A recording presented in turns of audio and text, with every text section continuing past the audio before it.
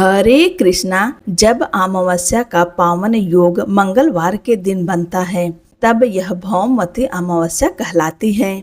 शास्त्रों में इस तिथि को अत्यंत दुर्लभ और पुण्यदायी माना गया है। कहा जाता है कि इस दिन श्रद्धा और विश्वास के साथ किया गया स्नान, दान, जप, व्रत और कथा श्रवण अनेक जन्मों के पापों का नाश करता है तथा पितरों को तृप्ति प्रदान करता है।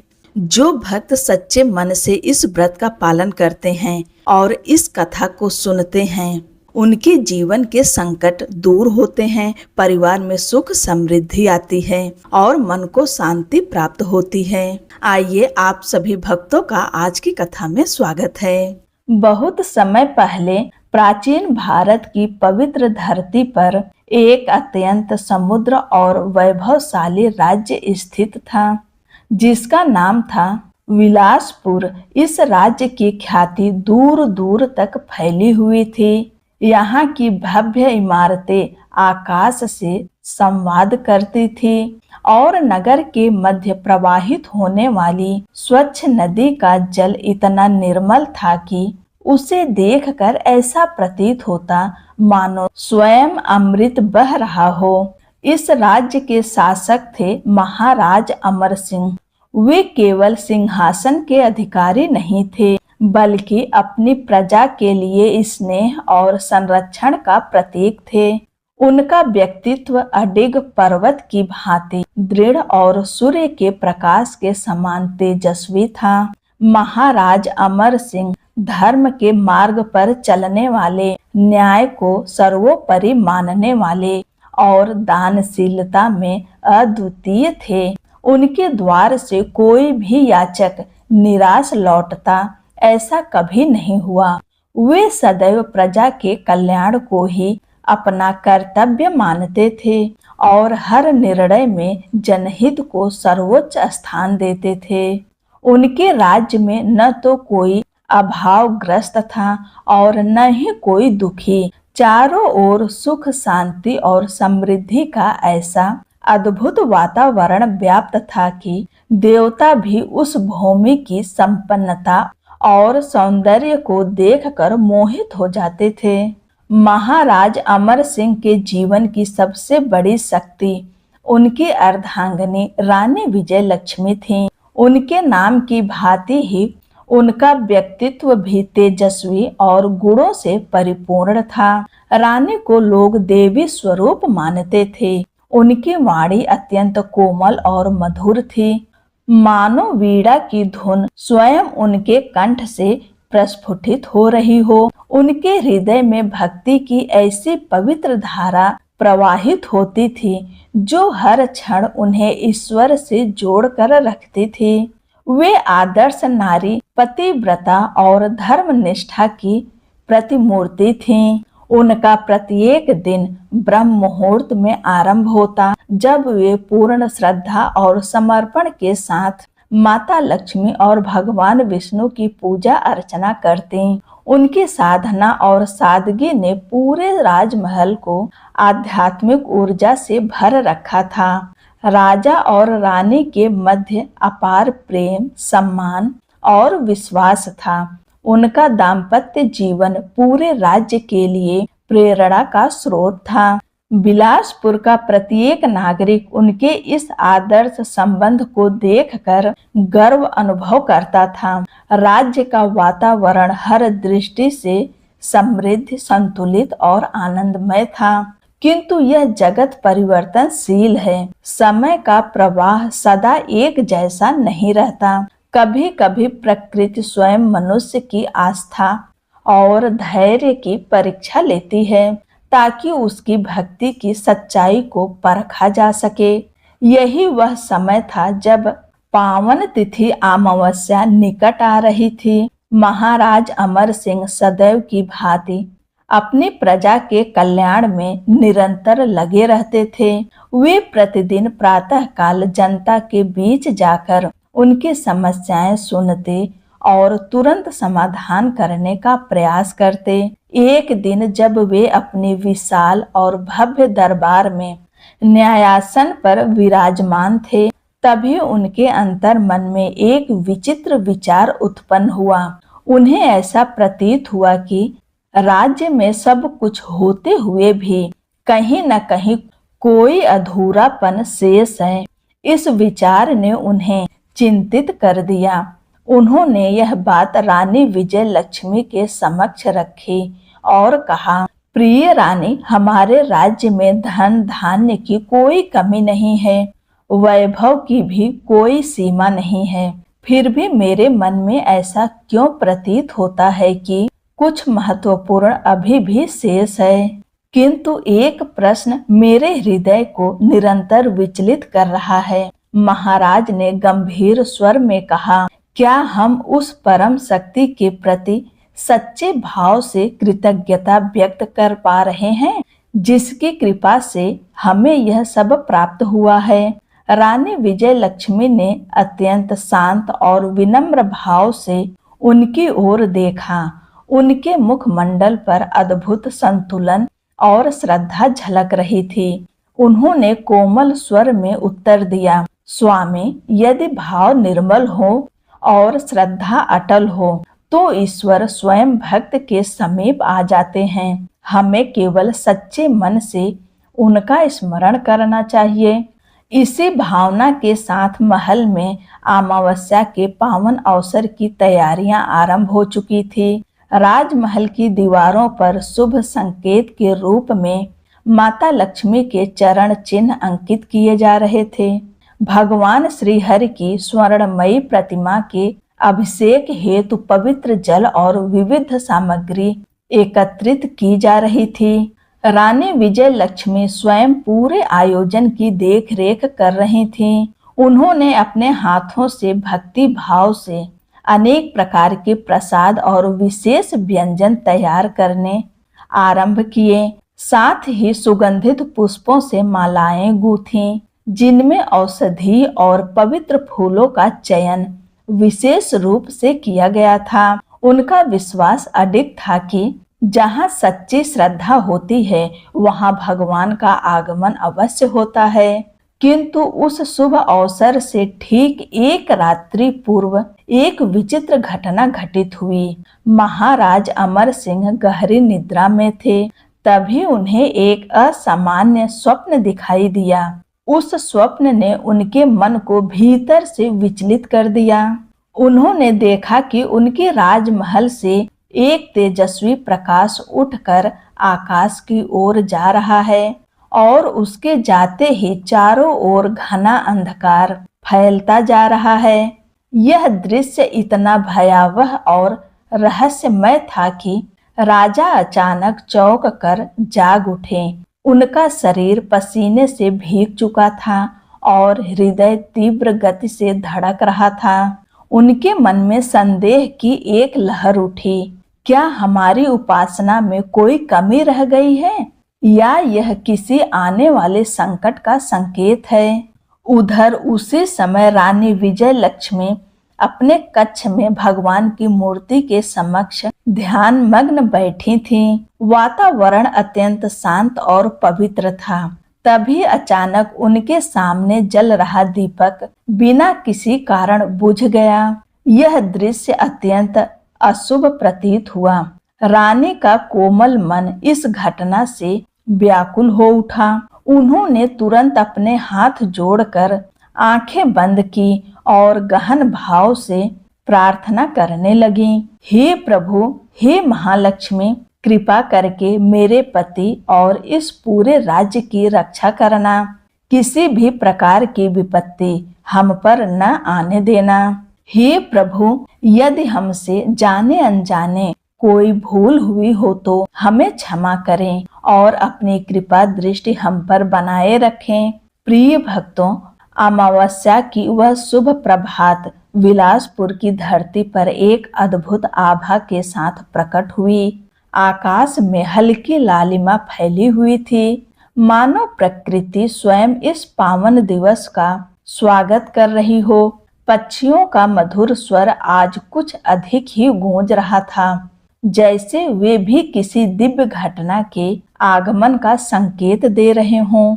महाराज अमर सिंह ने रात के उस रहस्यमय स्वप्न की स्मृति के साथ ही अपनी आंखें खोली। उनके मन में हल्की व्याकुलता अवश्य थी, परंतु उनके चेहरे पर अपने धर्म और ईश्वर के प्रति अटूट विश्वास और तेज भी स्पष्ट दिखाई दे रहा था। वे भली भांति जानते थे कि जब भी जीवन में कठिन समय आता है, वह ईश्वर की किसी गहन परीक्षा का ही भाग होता है और उसके बाद कृपा का द्वार और भी अधिक खुलता है। राजमहल के बाहर उस दिन असंख्य प्रजाजन एकत्रित हो चुके थे। पूरा नगर भक्ति और उत्साह के रंग में रंगा हुआ था। बिलासपुर की गलियां केवड़े और चंदन की सुगंध से सुवासित थी। प्रत्येक घर के प्रवेश द्वार पर आम के पत्तों से बने तोरण और रंग बिरंगे पुष्प सजावट की गई थी, जो वातावरण को और भी पवित्र बना रही थी। महाराज और रानी ने उस दिन राजसी आभूषणों और भव्य वस्त्रों का त्याग कर साधारण श्वेत परिधान धारण किए। वे अपनी प्रजा के साथ विनम्र भाव से पवित्र नदी के तट की ओर प्रस्थान किए। नदी का जल उस प्रातःकालीन वायु में असाधारण रूप से शीतल और स्वच्छ प्रतीत हो रहा था, मानो उसमें किसी दिव्य शक्ति का संचार हो।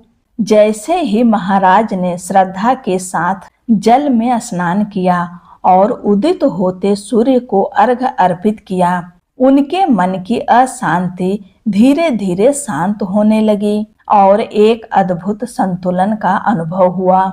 रानी विजय लक्ष्मी ने भी जल में खड़े होकर पूर्ण समर्पण के साथ माता लक्ष्मी का स्मरण किया और उनके चरणों में अपनी भक्ति अर्पित की। किंतु जैसे ही दोनों पुनः तट की ओर लौटे, उनकी दृष्टि एक असामान्य दृश्य पर पड़ी। राजमार्ग के मध्य एक अत्यंत वृद्ध व्यक्ति बैठा हुआ था।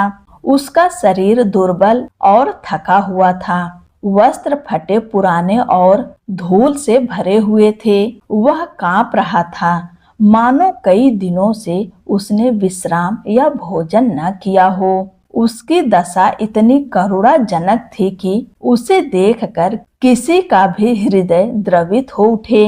उस वृद्ध की आंखों से अश्रुधारा निरंतर बह रही थी। उसके पास एक टूटा फूटा मिट्टी का पात्र रखा था, जो उसकी निर्धनता की मूक कहानी कह रहा था। यह दृश्य देखकर वहां उपस्थित कुछ सेवक और सैनिक आगे बढ़े ताकि उस वृद्ध को मार्ग से हटाया जा सके, क्योंकि आज का दिन विशेष था और राजमहल में महायज्ञ का आयोजन होने वाला था।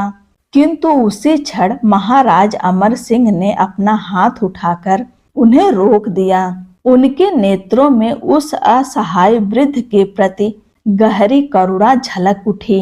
वे भली भांति जानते थे कि ऐसे पवित्र अवसर पर किसी भी प्राणी का अपमान करना स्वयं भगवान का अपमान करने के समान है। महाराज धीरे धीरे उस वृद्ध के समीप पहुंचे। उन्होंने आदर पूर्वक झुककर मधुर स्वर में कहा, हे वृद्ध महाराज, आप इस स्थिति में यहाँ मार्ग के मध्य क्यों बैठे हैं? क्या आपको किसी सहायता की आवश्यकता है? आज अमावस्या का शुभ दिन है। आप हमारे साथ महल पधारें। वहां आपके भोजन और विश्राम की उचित व्यवस्था की जाएगी। वृद्ध ने अपनी धुंधली और थकी हुई आंखों से राजा की ओर देखा। उसकी वाणी में एक कंपन था, जैसे वह लंबे समय से किसी गहरी तलाश में भटक रहा हो। उसने धीमे स्वर में उत्तर दिया, राजन, मुझे न तो अन्न की इच्छा है और न ही विश्राम की। मैं तो उस सत्य की खोज में निकला हूँ जो आत्मा को पूर्ण संतोष प्रदान कर सके। मैंने सुना है कि आज आपके महल में लक्ष्मी नारायण की पावन कथा का आयोजन होने वाला है, परंतु बताइए, क्या आप जैसे महान राजा अपनी उस दिव्य सभा में मेरे जैसे निर्धन और तिरस्कृत व्यक्ति को स्थान देंगे? क्या आपका वैभव मेरी इस दीन अवस्था को स्वीकार कर पाएगा? वृद्ध के ये वचन महाराज अमर सिंह के हृदय को गहराई तक स्पर्श कर गए। बिना एक पल गंवाए उन्होंने आगे बढ़कर उस वृद्ध का हाथ थाम लिया। यह दृश्य देखकर वहां उपस्थित सभी लोग आश्चर्यचकित रह गए। वही पराक्रमी राजा जिसके नाम से शत्रु भयभीत हो उठते थे, आज एक निर्धन और अशक्त वृद्ध को सहारा देकर खड़ा कर रहा था। रानी विजय लक्ष्मी भी आगे बढ़ी। उन्होंने स्नेह पूर्वक अपने आंचल से उस वृद्ध को हवा दी और अत्यंत मधुर स्वर में बोली, तात, भक्ति के मार्ग में न कोई उच्च होता है न कोई निम्न। माता लक्ष्मी के दरबार में केवल श्रद्धा और प्रेम का मूल्य होता है। आप हमारे साथ चलें, आपके बिना यह कथा पूर्ण नहीं हो सकती। उनकी करुणा और स्नेह से वातावरण और भी पवित्र हो उठा। सभी लोग इस दिव्य व्यवहार को देख भाव विभोर हो गए। महल के विशाल प्रांगण में पहुंचकर महाराज अमर सिंह ने उस वृद्ध की ओर गहन दृष्टि से देखा। उनके अंतर मन में एक अनोखा आभास जागृत होने लगा, मानो यह कोई साधारण मनुष्य नहीं बल्कि किसी दिव्य शक्ति का स्वरूप हो। वे तुरंत हाथ जोड़कर खड़े हो गए और संपूर्ण सभा के समक्ष दृढ़ स्वर में बोले, यदि मेरा जीवन धर्म के मार्ग पर चला है, यदि मैंने सदा प्रजा के कल्याण को ही अपना कर्तव्य माना है और यदि मेरी भक्ति निष्कलंक है, तो हे परमेश्वर, आप स्वयं इस यज्ञ की रक्षा करें। मैं इस कथा को पूर्ण करके ही रहूंगा, चाहे कैसी भी बाधा क्यों ना आए। जैसे ही उनके ये शब्द समाप्त हुए, उसी क्षण एक अद्भुत घटना घटी। उस वृद्ध के हाथ में रखा हुआ टूटा हुआ पात्र अचानक तेजस्वी प्रकाश से भर उठा। उस प्रकाश में चमक इतनी प्रखर थी कि कुछ क्षणों के लिए वहां उपस्थित सभी लोग अपनी आंखें बंद करने को विवश हो गए। क्षण भर में वातावरण परिवर्तित हो गया। जो आकाश अभी तक घने बादलों से आच्छादित था, वह निर्मल हो उठा। तेज हवाएं शांत हो गई और चारों ओर एक दिव्य शांति छा गई, मानो स्वयं ईश्वर ने उस स्थान पर अपनी उपस्थिति का संकेत दे दिया हो। यज्ञ की अग्नि जो क्षण भर पहले मंद पड़ गई थी, अचानक पुनः प्रज्वलित हो उठी, परंतु इस बार उसकी ज्वाला साधारण नहीं थी। उसमें से एक अद्भुत अलौकिक सुगंध प्रस्फुटित होने लगी, जिसे बिलासपुर ने पहले कभी अनुभव नहीं किया था। वह सुगंध मानो वातावरण को पवित्रता और दिव्यता से भर रही थी। पूरा राज दरबार स्तब्ध होकर उस दृश्य को निहार रहा था। महाराज अमर सिंह और रानी विजय लक्ष्मी के हृदय में यह भाव दृढ़ हो चुका था कि आज कोई असाधारण दिव्य शक्ति उनके समक्ष प्रकट हुई है। धीरे धीरे उस वृद्ध का रूप परिवर्तित होने लगा। उसके जर्जर वस्त्र प्रकाश से आलोकित होने लगे, मानो भीतर छिपा तेज अब बाहर प्रकट हो रहा हो। वातावरण में एक गहन ऊर्जा का संचार हो गया। इसी बीच उस वृद्ध ने शांत किंतु गंभीर स्वर में बोलना आरंभ किया।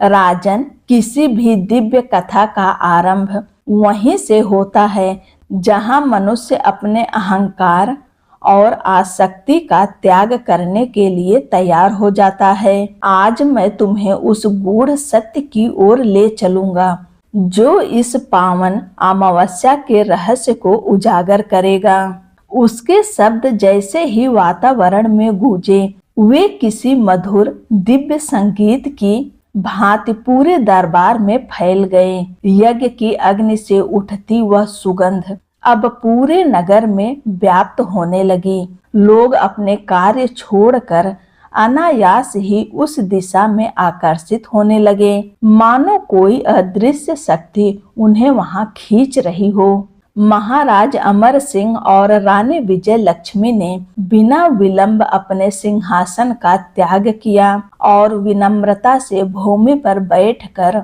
उस वृद्ध के चरणों के समीप स्थान ग्रहण किया। उनके अंतर मन ने यह स्वीकार कर लिया था कि उनके सामने कोई साधारण व्यक्ति नहीं, बल्कि स्वयं सत्य का साक्षात रूप विराजमान है। वृद्ध ने अपनी आंखें बंद कर ली और गंभीर गूंजते स्वर में आगे कहना प्रारंभ किया। हे राजन, बहुत समय पूर्व जब यह सृष्टि अपने आरंभिक चरण में थी, तब एक ऐसा काल आया जब मनुष्य अपने वैभव और सुख सुविधाओं में इतना लीन हो गया कि वह उसी परम शक्ति को भूल बैठा जिसने उसे यह जीवन प्रदान किया था। मनुष्य धीरे धीरे सेवा, दान और पुण्य कर्मों से दूर होने लगा। धर्म का मार्ग कठिन और उपेक्षित हो गया, मानो उस पर कांटों की झाड़ियां उगाई हो। लोगों के हृदय से श्रद्धा का प्रकाश मंद पड़ने लगा और भक्ति का दीपक बुझने की स्थिति में आ गया। उस समय माता लक्ष्मी, जो सौभाग्य और समृद्धि की अधिष्ठात्री हैं, अत्यंत व्यथित हुई। उन्होंने अनुभव किया कि जहाँ प्रेम, आभार और सच्ची भावना का अभाव हो, वहाँ उनका निवास संभव नहीं। यही विचार कर उन्होंने पृथ्वी का त्याग किया और क्षीर सागर में जाकर विराजमान हो गईं। वृद्ध की वाणी में ऐसी करुणा और वेदना थी कि उसे सुनते सुनते रानी विजय लक्ष्मी की आंखें अश्रुओं से भर उठी। उनके हृदय में भी उस पीड़ा का अनुभव होने लगा। वृद्ध ने आगे कहना जारी रखा, जैसे ही माता लक्ष्मी ने पृथ्वी को छोड़ा, वैसे ही चारों ओर विपत्ति का वातावरण फैल गया। समृद्ध और संपन्न राज्य भी धीरे धीरे उजड़ने लगे। नदियों का जल सूखने लगा, वृक्षों ने फल देना बंद कर दिया और मनुष्यों के मुख से तेज तथा प्रसन्नता विलुप्त हो गई। उस काल के शासक भी असमंजस में पड़ गए। उन्हें समझ नहीं आ रहा था कि इस विपत्ति का कारण क्या है और इससे मुक्ति कैसे पाई जाए। कुछ क्षण रुक कर वृद्ध ने गहरी सांस ली और आगे कहा, किंतु उसी गहन अंधकार के मध्य एक आशा की किरण प्रकट हुई। वह तिथि अमावस्या आई, जिसे आज आप सब मना रहे हैं। उस पावन रात्रि में एक ऐसे भक्त राजा ने जन्म लिया जिसका हृदय अत्यंत पवित्र, विशाल और निष्कलंक था। ठीक आपकी ही भांति राजन, उसने यह दृढ़ संकल्प लिया कि जब तक उसे माता लक्ष्मी और भगवान नारायण के साक्षात दर्शन नहीं होंगे, तब तक वह न तो अन्न ग्रहण करेगा और न ही किसी प्रकार के सुख का उपभोग करेगा।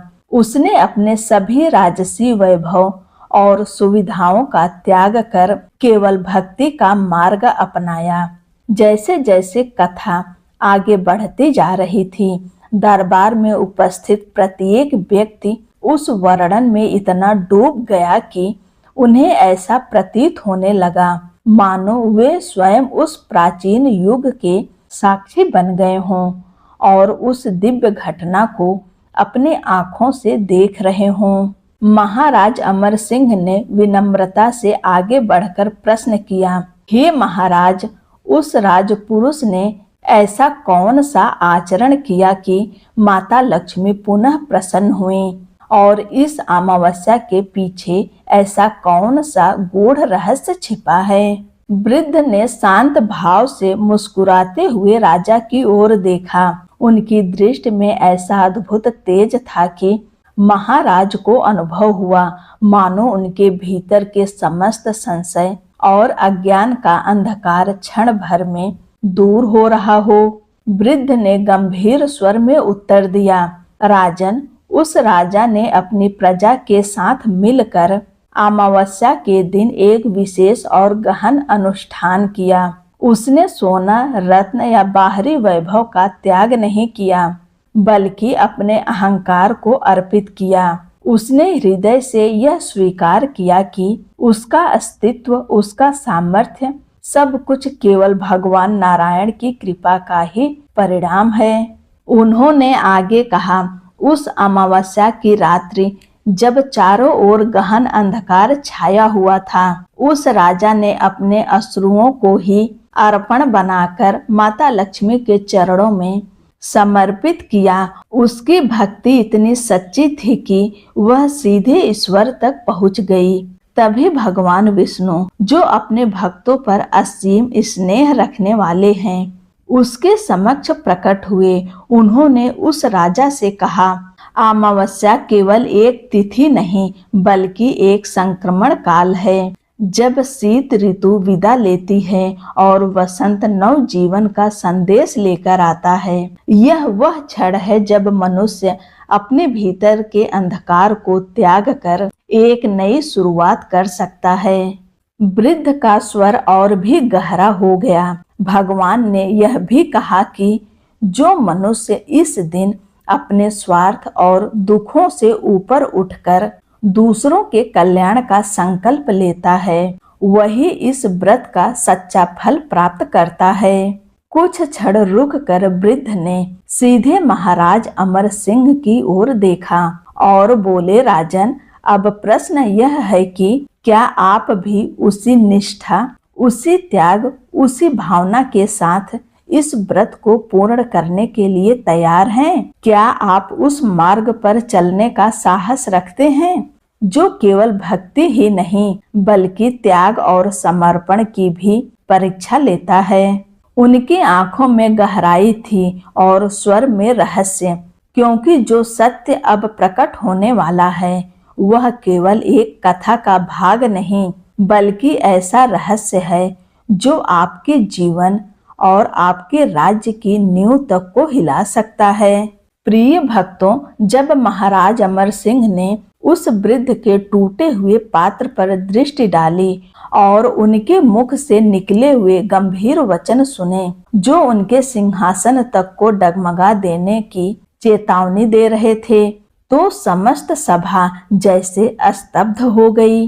वातावरण में ऐसी निस्तब्धता छा गई मानो समय स्वयं ठहर गया हो। मंत्रियों के चेहरों पर चिंता स्पष्ट झलकने लगी और सेनापति ने भी अनायास ही अपनी तलवार पर हाथ रख लिया, जैसे किसी अनजाने संकट की आशंका हो। परंतु इन सब के बीच महाराज अमर सिंह का चेहरा अद्भुत शांति से आलोकित था। वह शांति केवल उसी व्यक्ति के भीतर होती है जिसने अपना समस्त अहंकार और अस्तित्व अपने आराध्य के चरणों में अर्पित कर दिया हो। महाराज धीरे धीरे अपने आसन से उठे। उन्होंने अपने मस्तक पर सुशोभित स्वर्ण मुकुट को उतारा। वह मुकुट जिसमें बिलासपुर की प्रतिष्ठा और गौरव का प्रतीक बहुमूल्य रत्न जड़ा हुआ था। अत्यंत विनम्रता के साथ उन्होंने उस मुकुट को उस वृद्ध के साधारण मिट्टी के पात्र में अर्पित करने के लिए हाथ बढ़ाया। जैसे ही वह मुकुट उस पात्र के समीप पहुंचा, अचानक एक तीव्र ध्वनि पूरे प्रांगण में गूंज उठी और देखते ही देखते वह बहुमूल्य स्वर्ण मुकुट उस छोटे से पात्र में सामने के स्थान पर स्पर्श होते ही अपनी चमक खो बैठा और साधारण मिट्टी में परिवर्तित हो गया। यह अद्भुत और अप्रत्याशित दृश्य देखकर पूरे दरबार में हलचल मच गई। सभी लोग आश्चर्य और भय से एक दूसरे को देखने लगे। महाराज स्वयं भी क्षण भर के लिए विस्मित रह गए।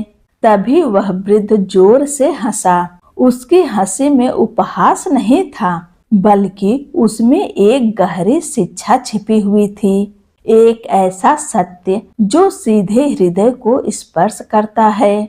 वह गंभीर स्वर में बोला, राजन, मैंने पहले ही कहा था कि यह पात्र स्वर्ण से नहीं भर सकता, जिसे तुम अपना वैभव समझते हो वह तो क्षणभंगुर है, समय की धूल मात्र। बताओ, क्या तुम्हारे पास ऐसा कुछ है जो इस भौतिक धन से भी अधिक मूल्यवान हो? वृद्ध ने गंभीर स्वर में आगे कहा, राजन, क्या तुम उस अभिमान का त्याग कर सकते हो जो तुम्हें यह विश्वास दिलाता है कि तुम इस राज्य के पालनकर्ता और दाता हो? स्मरण करो, अमावस्या का सार यही है, पूर्ण अंधकार के बीच उस आंतरिक प्रकाश को पहचानना जो कभी नष्ट नहीं होता। अब तक मौन खड़ी रानी विजय लक्ष्मी आगे बढ़ी। उनकी आंखों में भक्ति के आंसू थे, परंतु उनकी श्रद्धा में अद्भुत दृढ़ता थी। उन्होंने धीरे धीरे अपने स्वर्ण आभूषण उतारे, हाथों की चूड़ियां और गले का हार, और उन्हें आदर पूर्वक उस वृद्ध के चरणों में अर्पित कर दिया। वे विनम्रता से बोली, तात, यदि स्वर्ण भी मिट्टी में परिवर्तित हो सकता है तो इसका अर्थ स्पष्ट है कि ईश्वर को बाहरी वस्तुओं की आवश्यकता नहीं, वे तो हमारे अंतःकरण की सच्चाई चाहते हैं। आज इस पावन अमावस्या पर हम राजा और रानी के रूप में नहीं बल्कि लक्ष्मी नारायण के सेवक बनकर इस कथा को पूर्ण करेंगे। कृपया हमें मार्ग दिखाइए। यदि आवश्यकता पड़ी तो हम अपने प्राण भी अर्पित करने को तैयार हैं। उनके ये शब्द सुनकर वातावरण और भी गंभीर हो गया। वृद्ध की आंखों में एक तीव्र चमक उभरी। वह कुछ क्षण मौन रहे, मानो उनके भावों को परख रहे हों। फिर उसने कथा को आगे बढ़ाते हुए कहा, हे श्रोतागण, ध्यान पूर्वक सुनो। प्राचीन काल में भी जब उस भक्त राजा ने अपने अहंकार का त्याग किया, तब भगवान विष्णु ने उसे एक सरल नहीं बल्कि अत्यंत कठिन मार्ग का अनुसरण करने का उपदेश दिया। उन्होंने कहा था, अमावस्या की उस गहन रात्रि में जब चंद्रमा पूर्णतः अदृश्य हो जाता है, मनुष्य को अपने भीतर के उन दोषों का त्याग करना चाहिए जो उसे दूसरों के दुखों से विमुख करते हैं। वृद्ध का स्वर अब और गूढ़ हो गया। यह समझना आवश्यक है कि माता लक्ष्मी केवल धन संपत्ति की अधिष्ठात्री नहीं है, वे श्री का स्वरूप हैं। वह दिव्य शोभा, वह पवित्रता, वह आभा जो केवल निर्मल हृदय में ही निवास करती हैं। वृद्ध ने आगे कहा, उस प्राचीन काल में वह भक्त राजा अपने महल और वैभव को त्याग कर साधारण मनुष्य के रूप में नगर की गलियों में निकल पड़ा था। उसका उद्देश्य केवल एक था, अपनी प्रजा के वास्तविक दुखों को समझना। यह कहकर उसने गहरी दृष्टि से महाराज अमर सिंह की ओर देखा और बोला, अमर सिंह, क्या तुम भी उस मार्ग पर चलने का साहस रखते हो? इस अमावस्या की रात्रि तुम्हें अपने राज्य की गलियों में बिना किसी पहचान, बिना किसी सुरक्षा के निकलना होगा। तुम्हें उस एक पीड़ा को ढूंढना होगा, वह एक आंसू जो इस समुद्र नगर के बीच कहीं छिपा हुआ है। यदि तुम उस एक दुखी आत्मा का कष्ट दूर कर सकें तो समझ लेना कि इस व्रत का वास्तविक फल तुम्हें प्राप्त हो गया और यह पात्र अपने आप पूर्ण हो जाएगा। वृद्ध के इन शब्दों को सुनते ही दरबार में हलचल मच गई। मंत्रीगण चिंतित होकर बोले, महाराज, यह किसी षड्यंत्र का भाग भी हो सकता है। इस प्रकार अकेले अंधकार में जाना आपके लिए सुरक्षित नहीं है। किंतु महाराज ने शांत भाव से हाथ उठाकर सभी को मौन कर दिया। उनके चेहरे पर दृढ़ निश्चय स्पष्ट झलक रहा था। उन्होंने रानी विजय लक्ष्मी की ओर देखा। रानी ने बिना कुछ कहे अपनी दृष्टि और मौन समर्थन से उन्हें साहस प्रदान किया। महाराज ने उसी क्षण अपने राजसी वस्त्र त्याग दिए और एक साधारण चादर ओढ़ ली। मानो उन्होंने अपने राजत्व का आवरण उतारकर एक सामान्य मनुष्य का रूप धारण कर लिया हो।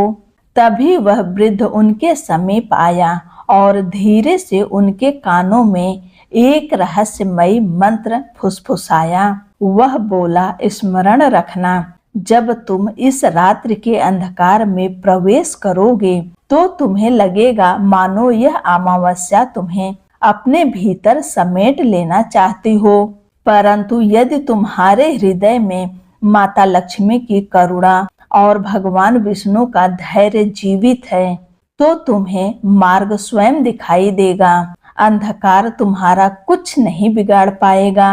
वृद्ध के अंतिम शब्द जैसे महाराज के अंतर मन में अंकित हो गए। जिस सत्य को तुम जानना चाहते हो वह शब्दों में नहीं, तुम्हारे कर्मों के पथ पर प्रकट होगा।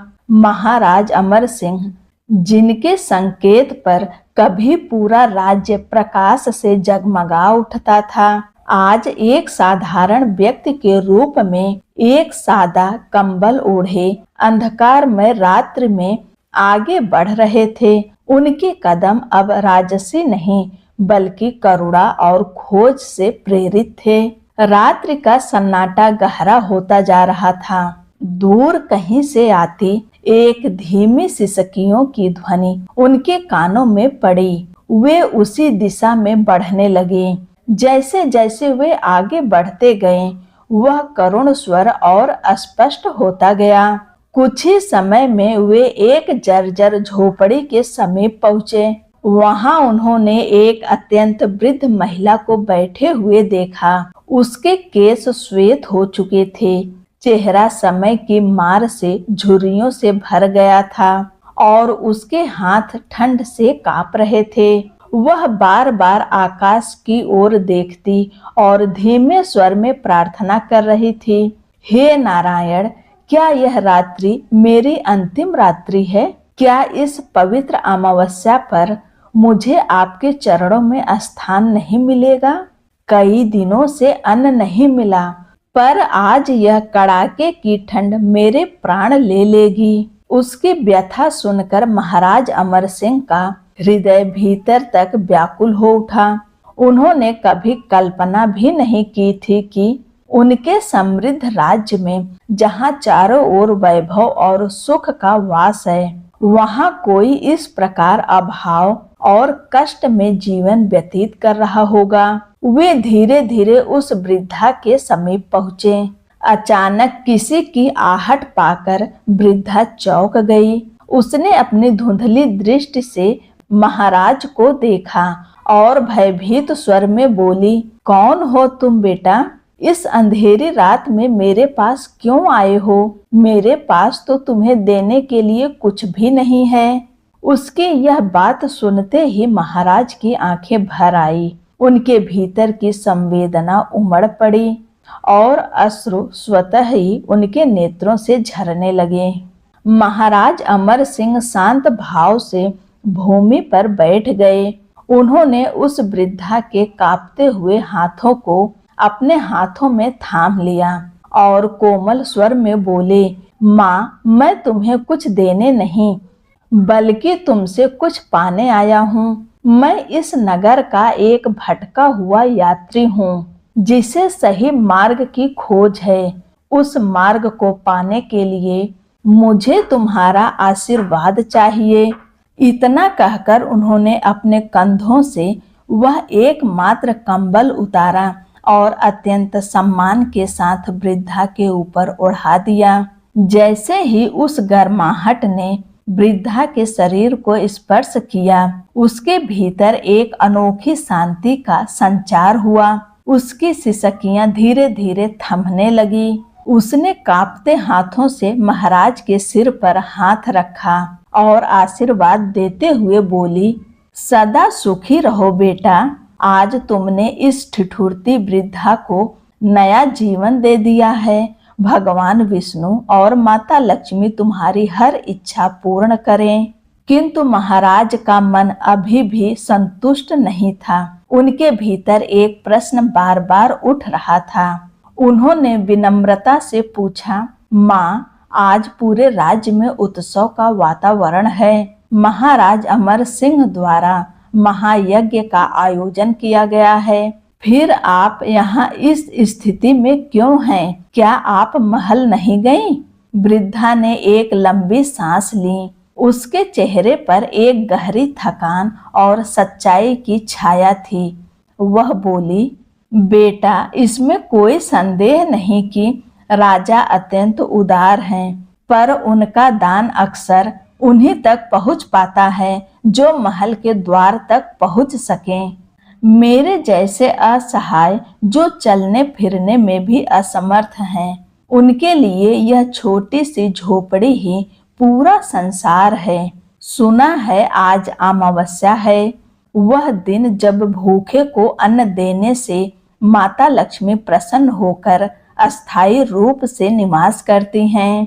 लेकिन देखो मेरी स्थिति, मेरे पास तो आज दीपक जलाने के लिए थोड़ा सा तेल भी नहीं है। महाराज अमर सिंह के मन में उसी क्षण उस दिव्य वृद्ध के वचन गूंज उठे, तुम्हें उस एक आंसू को खोजना होगा जो तुम्हारे वैभव के बीच कहीं छिपा है। अब उन्हें स्पष्ट हो गया था कि सच्चा राजधर्म केवल राजमहल में बैठकर दान देना नहीं, बल्कि उन पीड़ाओं तक पहुंचना है जो महल की ऊंचाइयों से दिखाई ही नहीं देती। वे भावुक होकर उस वृद्धा के चरणों में झुक गए। जैसे ही उनके हाथों ने उसके पांवों को स्पर्श किया, उसी क्षण एक अद्भुत परिवर्तन होने लगा। उस जर्जर झोपड़ी के भीतर से एक कोमल प्रकाश फैलने लगा। धीरे धीरे वह प्रकाश तेजस्वी होता गया। महाराज ने आश्चर्य से चारों ओर देखा। जो झोपड़ी अभी तक अंधकार और अभाव से घिरी हुई थी, वह अब एक दिव्य आभा से आलोकित हो उठी। वृद्धा का स्वरूप भी परिवर्तित होने लगा। उसके चेहरे की झुर्रियां विलीन हो गई और वहां एक अलौकिक तेज प्रकट हो गया। उसका रूप अत्यंत शांत, दिव्य और तेजोमय हो उठा। महाराज विस्मित रह गए। उन्हें समझते देर न लगी कि यह कोई साधारण वृद्धा नहीं थी। वह मधुर करुणामय स्वर में बोली, अमर सिंह, आज तुमने अमावस्या का वास्तविक अर्थ समझ लिया है। जब कोई राजा अपने अहंकार का आवरण त्याग कर एक पीड़ित के दुख को अपना मानकर उसकी सहायता करता है, तब वह स्वयं नारायण के स्वरूप को प्राप्त कर लेता है। कुछ क्षण रुक कर उसने आगे कहा, जाओ राजन, तुम्हारी परीक्षा पूर्ण हुई। वह पात्र जिसे तुम भरना चाहते थे अब भर चुका है। यह सुनते ही महाराज अमर सिंह भाव विभोर हो उठे। वे तुरंत उस दिव्य स्वरूप के चरणों में गिर पड़े। जब उन्होंने पुनः अपनी आंखें खोली तो उनके सामने न वह प्रकाश था, न वह दिव्य स्वरूप और न ही वह झोपड़ी। वे स्वयं को फिर उसी सुनसान गली में खड़ा पाए, परंतु अब उनका हृदय पहले जैसा नहीं था। उसमें एक नई जागृति, एक नई समझ और सच्चे धर्म का प्रकाश प्रज्वलित हो चुका था। अब महाराज अमर सिंह के भीतर भय का कोई अंश शेष नहीं था। अमावस्या की वह घोर अंधेरी रात्रि भी उन्हें किसी पूर्णिमा से अधिक उज्जवल प्रतीत होने लगी। उनके अंतर मन में एक नया प्रकाश जाग चुका था, ज्ञान, करुणा और सच्चे धर्म का प्रकाश। वे शीघ्रता से महल की ओर लौटे। उधर राजसभा में अब भी गहरा मौन व्याप्त था। वह दिव्य वृद्ध महात्मा शांत मुद्रा में नेत्र बंद किए विराजमान थे और रानी विजय लक्ष्मी अखंड दीप के समीप बैठकर ईश्वर से प्रार्थना में लीन थीं। जैसे ही महाराज ने सभा में प्रवेश किया, सभी की दृष्टि एक साथ उनकी ओर उठ गई। उनका रूप परिवर्तित हो चुका था। वस्त्र साधारण, शरीर धूल से आच्छादित, किंतु उनके मुख पर ऐसा दिव्य तेज था जो किसी अलौकिक शक्ति की उपस्थिति का संकेत दे रहा था। महाराज सीधे उस महात्मा के समीप पहुंचे और पूर्ण श्रद्धा से उनके चरणों में प्रणाम किया। तभी उस वृद्ध ने धीरे से अपनी आंखें खोली। उनके नेत्रों से एक ऐसी ज्योति प्रस्फुटित हुई जिसने पूरे सभागार को आलोकित कर दिया। उस क्षण सभी को अनुभव हो गया कि यह कोई सामान्य साधु नहीं बल्कि स्वयं ईश्वर की दिव्य अभिव्यक्ति है, जो इस अमावस्या पर महाराज की भक्ति और धर्म की परीक्षा लेने आए थे। पूरा दरबार निशब्द रह गया। उस दिव्य स्वरूप ने सौम्य मुस्कान के साथ कहा, राजन उठो, आज तुमने यह सिद्ध कर दिया कि सच्चा राजा वह नहीं होता जो केवल सिंहासन पर बैठकर आदेश देता है, बल्कि वह होता है जो अपनी प्रजा के अनकहे दुख को भी अनुभव कर सके। यह अमावस्या की रात्रि जो सामान्य जन के लिए अंधकार का प्रतीक होती है, तुम्हारे लिए ज्ञान, मुक्ति और सत्य के द्वार के समान बन गई है। भगवान ने करुणा भरी दृष्टि से महाराज की ओर देखते हुए कहा, राजन, तुमने उस वृद्धा को केवल एक कंबल नहीं दिया बल्कि तुमने स्वयं नारायण के ही स्वरूप की सेवा की है। यह वचन सुनते ही महाराज अमर सिंह की आंखें अश्रुओं से भर उठी। वे भाव विभोर होकर प्रभु के चरणों में झुक गए और विनम्र स्वर से बोले, हे प्रभु, मैं अज्ञानवश अपने वैभव में ही लिप्त रहा। मैं आपको पहचान नहीं सका। मुझे क्षमा करें। आज आपने मुझे सच्चे धर्म का बोध कराया।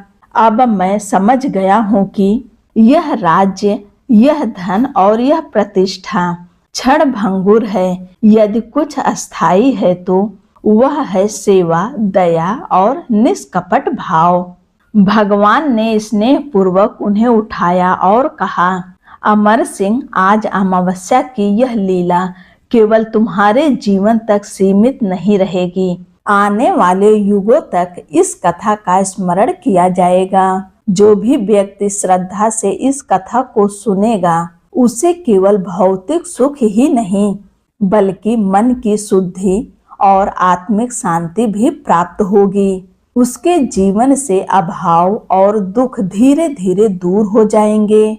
उन्होंने आगे कहा, क्योंकि स्मरण रखना, आज जो यह पात्र पूर्ण हुआ है वह केवल एक रात्रि के प्रयास का फल नहीं बल्कि तुम्हारे हृदय में जागी सच्ची करुणा का परिणाम है। यदि तुम इस भावना को सदैव जीवित रखोगे तभी यह पुण्य अमर रहेगा। तभी रानी विजय लक्ष्मी आगे आईं। उन्होंने हाथ जोड़कर विनम्रता से प्रार्थना की, हे प्रभु, हमारी आपसे यही प्रार्थना है कि माता लक्ष्मी की कृपा हम पर और हमारी समस्त प्रजा पर सदा बनी रहे। ऐसा आशीर्वाद दे कि हमारे राज्य में कोई भी प्राणी अभाव या कष्ट में न रहे। भगवान ने प्रसन्न होकर अपना वरद हस्त उठाया और आशीर्वाद देते हुए कहा, तथास्तु। आज से यह भूमि केवल एक समृद्धि राज्य के रूप में नहीं बल्कि एक पवित्र स्थल के रूप में प्रतिष्ठित होगी, जहां करुणा और धर्म का वास सदा बना रहेगा। भगवान के वचन पुनः गूंज उठे। इस पावन अमावस्या की कथा का श्रवण मात्र भी मनुष्य के अनेक जन्मों के पापों को नष्ट करने की सामर्थ्य रखता है। प्रिय भक्तों, वह क्षण महाराज अमर सिंह के लिए केवल एक अनुभव नहीं बल्कि आत्मिक जागरण का आरंभ था। मानो उनके भीतर एक नया जीवन उत्पन्न हो गया हो। उन्होंने उसी समय सभा के मध्य दृढ़ स्वर में घोषणा की, आज से हमारे राज्य का एक बड़ा अंश उन लोगों के कल्याण हेतु समर्पित होगा जो समाज के सबसे अंतिम छोर पर खड़े हैं। हमारा यह संकल्प है कि इस राज्य में कोई भी व्यक्ति अभाव या अंधकार में जीवन व्यतीत ना करे। उनके आदेश से नगर की प्रत्येक गली में दीप प्रज्वलित किए गए। यह सुनिश्चित किया गया कि इस अमावस्या के पश्चात बिलासपुर की कोई भी झोपड़ी अंधकार में ना रहे।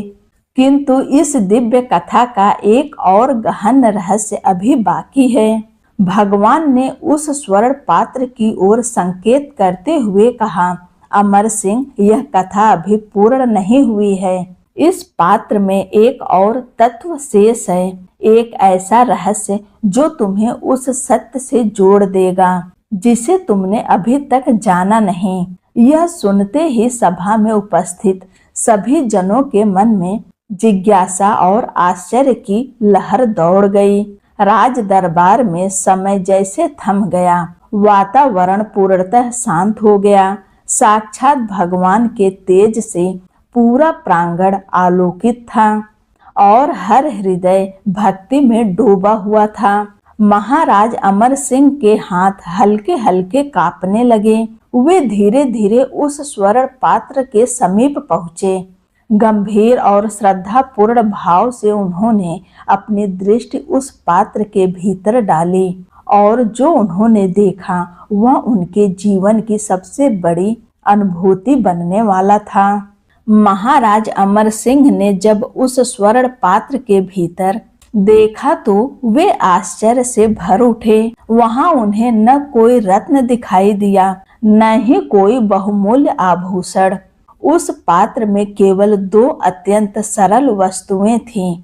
कमल के पुष्प के मध्य स्थित एक शालिग्राम शिला और एक सूखा हुआ तुलसी का बीज। महाराज ने विस्मय से भगवान की ओर देखा, मानो इस रहस्य को समझने का प्रयास कर रहे हों। तब भगवान ने शांत किंतु गंभीर स्वर में कहा, राजन, यह स्वर्ण और वैभव तो केवल संसार की दृष्टि को आकर्षित करने के लिए है। इस पात्र का वास्तविक खजाना ये दोनों है।